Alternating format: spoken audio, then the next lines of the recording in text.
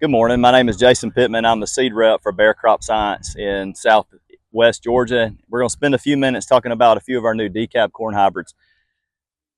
I can't mention or say or brag about how excited we are about the new hybrids that we have out now and that we have coming forward in our pipeline.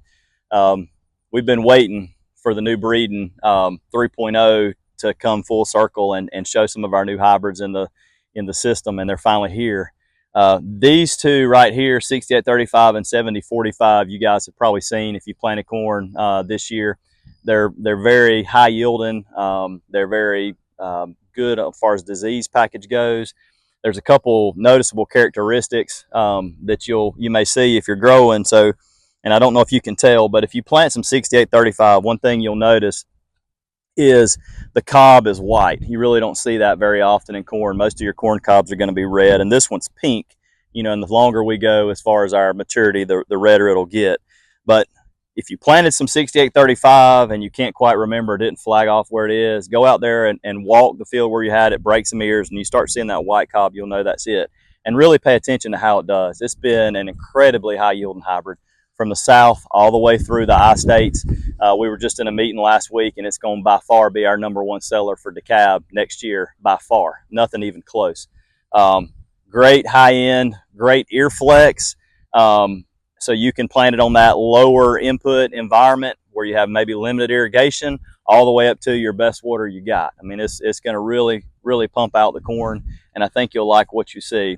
The one thing you're going to want to do with it is you're going to want to probably spray it with at least one fungicide application.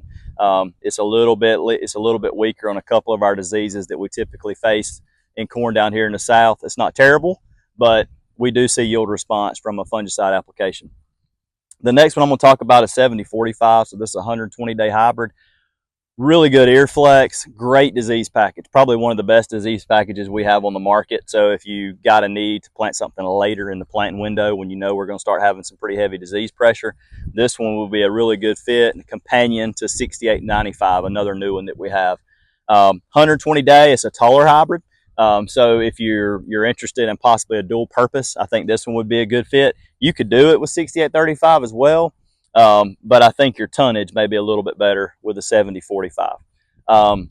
And finally, we're going to close with 6606. So 6606 we haven't overly promoted in the South because it's a Tricepta trait, which means it's got an extra worm trait in it. Basically, think about it like you would Bolgar 3 cotton, where you got 3 modes of action for worm control. And we've tried not to overly sell that down here because we don't want to have too much pressure on the same trait with it being in cotton and in corn.